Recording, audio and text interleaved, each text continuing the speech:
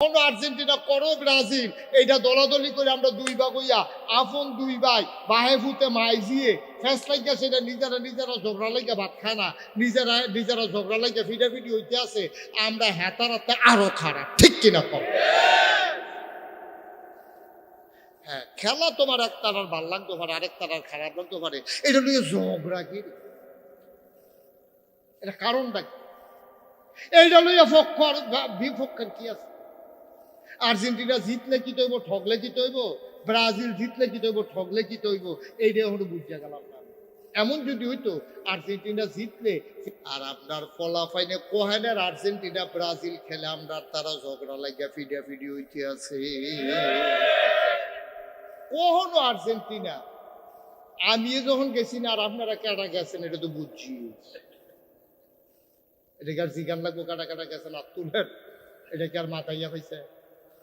তা আর্জেন্টিনা আমরা তারা জানেও না এটা কোহনো দেশটা, এটা লগের দেশটার নাম কিটা একজনেও কইতে পারতো না, এই দেশের প্রেসিডেন্টের নাম কিটা এইটু আমরা ফলাফাইনে জানে না।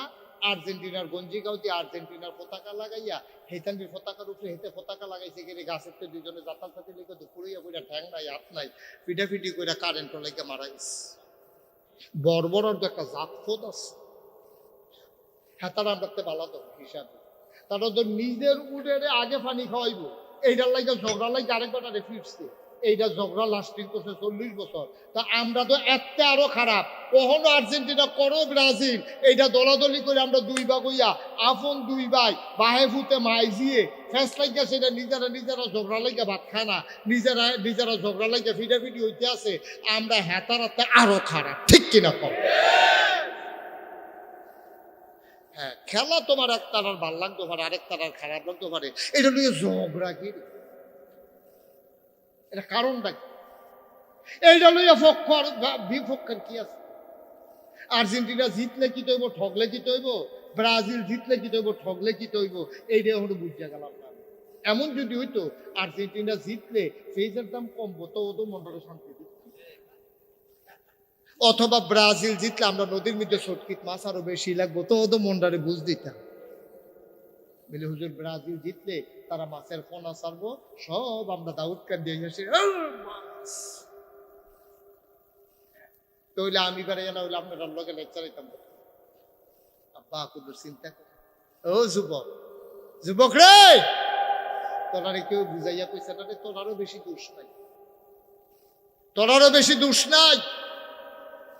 যেই ফিলিস্তিন নিজের ভিটা বাড়িতে আজকে ঘর ছাড়া প্রায় 1000 মানুষকে এই গত কিছুদিনের ভিতরে ফিলিস্তিনের যুদ্ধে তারা যারা সমর্থন করে তাদের তারা হলো আর্জেন্টিনা, তারা হলো ব্রাজিল, ঠিক কিনা? তোমার মারে বেইজ্জতি করে আর তুমি হেবাড়ার পক্ষ লইয়া পতাকা উড়াইতে আছো, কইয়া জিগার দিতে আছে। তোমার ভাইয়ের হত্যা করে দুদু মরু প্রান্তর তোমার মুসলমান ভাইয়ের রক্তে রঞ্জিত হয়েছে, বাড়ি নাই ঘর নাই, ওই তাদের পক্ষ নিয়ে তুমি স্লোগান দাও। আল্লাহ নবী 1000 বছর আগে বলেছেন যারা কাফের বেদিনদের অনুসরণ করে তাদের সাথে তাদের হাসর হবে নসর হবে, ঠিক কিনা? খেলা ভাল লাগতেই পারে, এই জন্য আপনি এইরকম সমর্থন করে ফিডাফিডি করে লাউন লাগবো, হাফ প্যান্ট বানাইয়া বানাই লাউন লাগবো হিতান্ডির মতো। কারণটা কি? কারণটা কি? ওই আমরারে ফার্মে ধরে, যে আমরারে ফার্মে ধরে আমরা এমন ব্যাকলের ব্যাক আমরারে কি ফার্ম দিল এইটু আমরা আমার পক্ষে না বিপক্ষে এইটু আমি বুঝি না। ওই মিডিয়াগুলা সব কাফেরদের হাতে, মিডিয়ার মাধ্যমে মুখরোচক ভাবে নানান ভাবে বিশ্বের হক কোন মিডিয়া এত প্রচার করে না এই বিশ্বকাপ খেলা যত প্রচার করতেছে, ঠিক কিনা? করবে না তো, করবে না।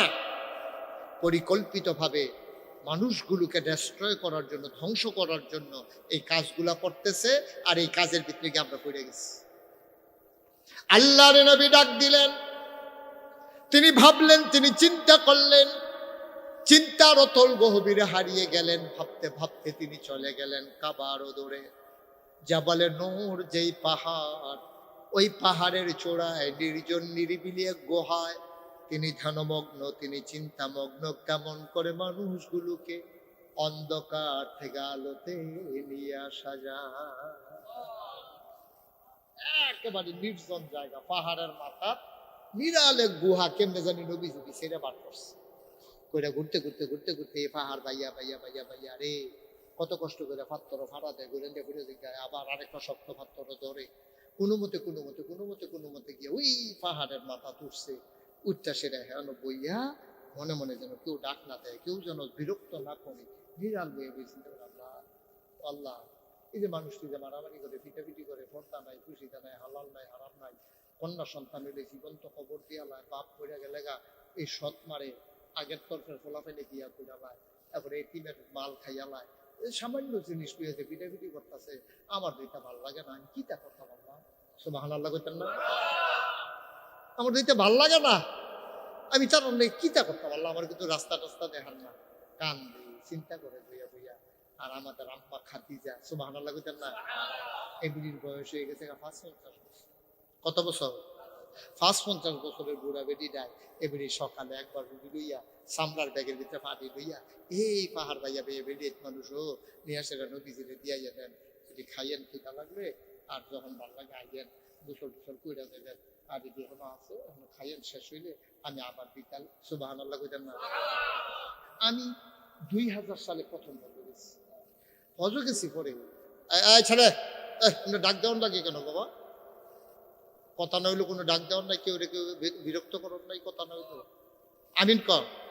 আমি ২০০০ সালে যখন প্রথম হজ গেছি, হজ যাওয়ার আগে আমার দাদায় আরো আগে হজ গেছে, দাদায় হজের তাইয়া কইছে যে এই যে হেরা গুহা এটা কিন্তু অনেক ওসা, এটা তো উড়ন যায়। তা আমি হজ গেছি পরে আমার যারা ভক্ত মরিদ, তখন তো আমি ফলাফেন মানুষ, আরো ২৬ বছর আগের কথা। তা আমার এই ফলাফেনে যে হজুর ইয়া তুলবেন হেরা গুহা, আমি কই হ হেরা গুহা, দাদাও তো দিনে দেখতে গেছে, দাদাই দি কইলে এটা বলে অনেক ওসা, ফাটান দিতা কায়েন না যায়। গাড়ি লইয়া হেরা গুহার কান জাপালে নূর পাহাড়ের সাইডে নিচে নিচে পরে আমি উফরের কাছে চাইছি, লাগতে আসি মাথা কহিল কিতা করে, আমি কই না দাদাই কইছে এটা এমন ওসা, এটার উফরে ফেলে চাইলে বলে টুফি করে দেখায়, আমার কি ফরে না? দাদাজি কইলো মাথার ডাল দিয়ে দিলে টুফিটা পিছিয়ে দিয়ে পড়ে যায়, আমি লাড়া দিয়া চাইলাম এরপরেও তো পরে না।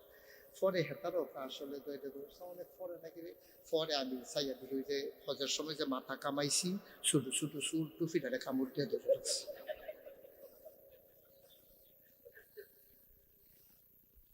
তাই আমি বললাম আসলে এটা ওসা কি টাকা ভাড়া দেবেন? তবে হেতার আমার বেড়ি তো উঠে।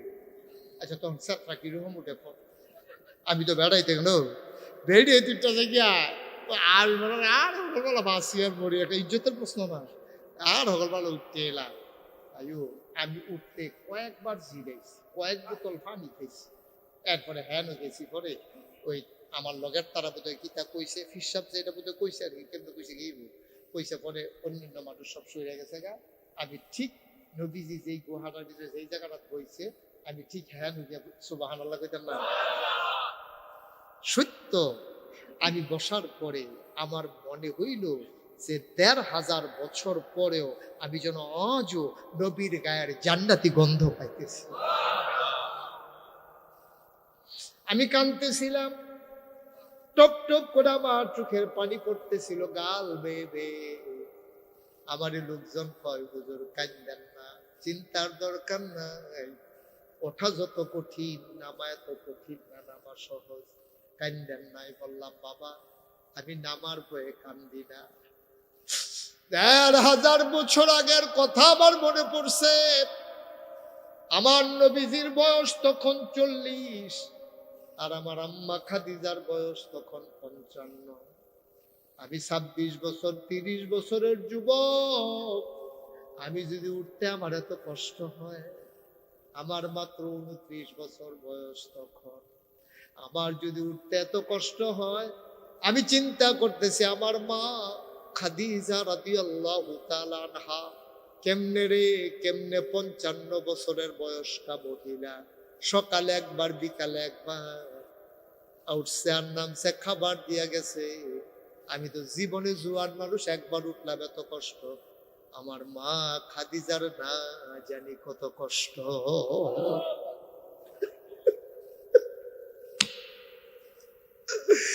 মুসলমান অদাউদকান্দির মানুষ, মন দিয়ে শুনো রে ভাই, যত সহজ ইসলাম পাইছে তো সহজ না, অনেক কষ্টের ইসলাম, চোখের পানির ইসলাম, চোখের পানির বিনিময় ইসলাম, ঘামে জোড়া ইসলাম, রক্ত দেওয়া ইসলাম, জীবন দেওয়া ইসলাম। আমরা একটা ফুটে রক্ত দেওয়া লাগে নাই, ইসলামের জন্য কোনোদিন ঘাম জড়ানো লাগে নাই। এত সহজ ইসলাম পাইছো, ইসলামের গুরুত্ব বুঝো নাই। মুসলমান, আল্লাহর নবী নবুয়ত প্রাপ্ত হয়ে গেলেন, জিবরাইল আলাইহিস সালাম ওহী নাযিল করে দিলেন।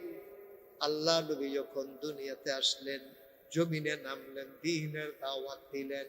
মানুষগুলো এখন হয়ে গেল দুই ভাগ, একদল আল্লাহওয়ালা আর একদল শয়তানওয়ালা, একদল জান্নাতি আর একদল জাহান্নামী, একদল জানে আর একদল জানে না, একদল ফেরেশতার চাইতে উত্তম, আরেকদল জানোয়ারের চাইতে খারাপ। যারা জেনেছে, যারা মেনেছে, তারাই ইমানদার। এই জন্য আল্লাহ কয়, হাল ইয়াস্তাবিল্লাযীনা ইয়ালামুনা ওয়াল্লাযীনা লা ইয়ালামুন। ও নবী, আপনি বলে দেন, যারা জানে, যারা জানে না, যারা মানে, যারা মানে না, আলো আর অন্ধকার যেমন সমান না, দিন আর রাত যেমন সমান না, যারা জানে, যারা জানে না, দুই দল কখনো সমান না, সমান না, সমান না, ঠিক কিনা? দলে দলে মানুষ দ্বীনের পথে আসতে চাইল। মুসলমান, ১,৫০০ বছর আগের কথা, আর লক্ষ কোটি বছর আগের কথা। আদম আলাইহিস সালাম যখন দ্বীনের দাওয়াত দিলেন, তার সন্তানেরা সবাই দিন মানল। পরবর্তীতে পদস্খলন হয়ে গেল। নূহ আলাইহিস সালাম, যাকে বলা হয় আদমের সানি, দ্বিতীয় আদম, ওনার জামানায় এমন ভাবে তিনি যখন ডাকলেন, দলে দলে লোক আসলো। তার আপন সন্তান, নিজের জন্ম দেওয়া সন্তান, তারে নবী মানল না, আল্লাহকে আল্লাহ মানল না, তার নাম কেনান, ঠিক কিনা? যুগে যুগে ডাক হয়েছে, কেউ ডাক গ্রহণ করেছে, কেউ করে নাই। নবীরা ডেকেছেন, সাহাবারা ডেকেছেন, তাবিঈরা ডেকেছেন, উলামায়ে মুতাকাদ্দিমিন মুতাআখিরিন, সালফে সালিহিন।